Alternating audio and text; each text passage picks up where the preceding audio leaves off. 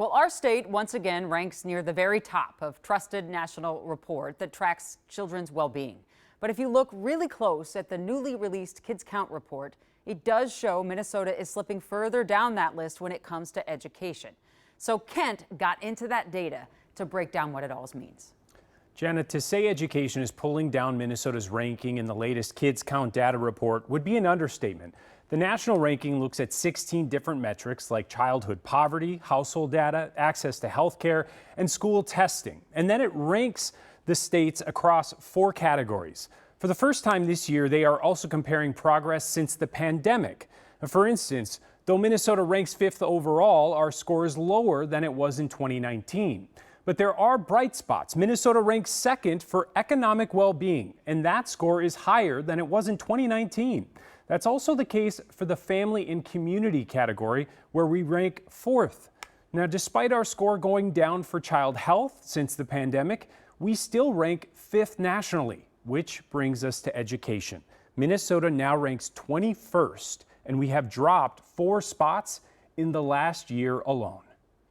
3 out of 4 educational categories are fueling Minnesota's drop in ranking. The percent of young children ages 3 and 4 not in preschool has grown from 53% in the 4 years before the pandemic to 55% in the 4 years since. And the number of 8th graders not proficient in math has jumped 10%, now sitting at 66%. But Children's Defense Fund Minnesota remains most concerned by our state's struggles with reading. Nearly 7 out of 10 Minnesota 4th graders in 2024 were not reading at grade level. Alexander Fitzsimmons says even though Minnesota remains a tick better than the national average, she says racial disparities are the bigger issue. 88% of American Indian 4th graders, 83% of Black 4th graders, and 84% of Hispanic 4th graders are not reading at grade level. One of the things that really concerns us is within this context of Operation Metro Surge and what we saw with children not attending school and not being part of the community in the way that they had been used to being part of their community. So we're really concerned about if we don't address, our children who are immigrants or who are part of immigrant families, which is about 1 in 5 Minnesota kids, that these disparities are going to grow even more. That's obviously concerning, but it's not all doom and gloom for education. The report shows the graduation rate in Minnesota has held steady since the pandemic, and it's actually improved slightly since 2024. And there's also hope for reading.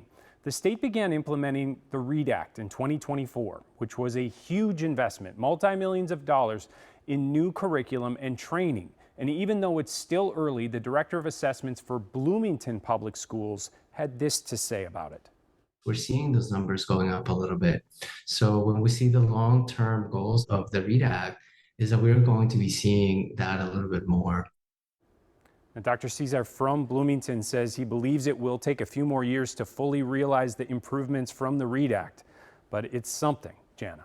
Yeah, and that's why data sets are so interesting to dive into, why we do it so often on Breaking the News, because there are anomalies. On Friday night, we just did a story at North High School. Their graduation rates just leaps and bounds over what it was 3-4 years ago. So we're seeing pockets of improvement.